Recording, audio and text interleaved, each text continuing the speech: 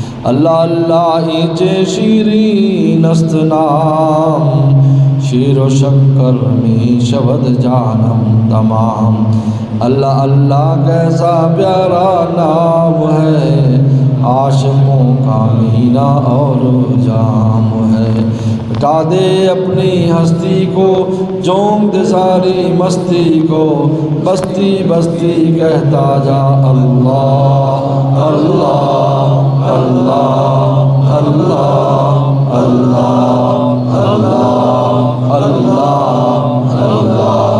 اللہ اللہ اللہ اللہ اللہ اللہ اللہ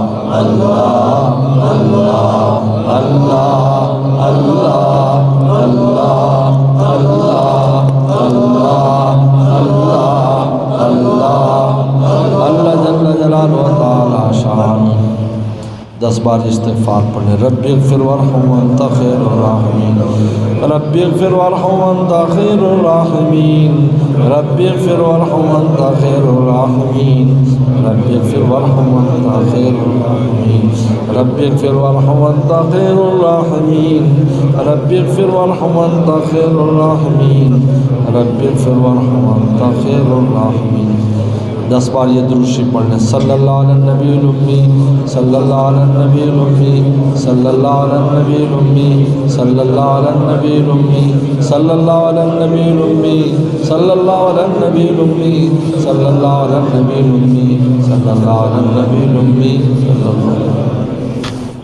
اللہم لک الحمد کما انت صلی علی محمد کما انت اہلو وفل بنا كما أنت لفنك أنت التقوى والمغفرة اللهم وفقنا لما تحب وترضى من القول والعمل والفعل والنية والهدي والهدى إنك على كل شيء قدير اللهم إنا نسألك حبك وحب رسولك وحب من يحبك وحب عمل يبلغنا على حبك اللهم اجعل حبك حب إلينا من أنفسنا وأهلنا من الماء البارد ربنا اغفر لنا ولإخواننا الذين سبقونا بالإيمان ولا تجعل في قلوبنا غلا للذين آمنوا ربنا إنك رؤوف رحيم رب ارحمهما كما ربياني صغيرا ربنا هب لنا من ازواجنا وذرياتنا قرة اعين واجعلنا للمتقين اماما الله يا حي يا قيوم برحمتك نستغيث اصلح لنا شأننا كله ولا تكلنا الى انفسنا طرفة عين اللهم واقتا كواقت الرهين اللهم ربنا تقبل منا انك انت السميع العليم صلى الله تعالى على خير خلقه محمد وآله وصحبه اجمعين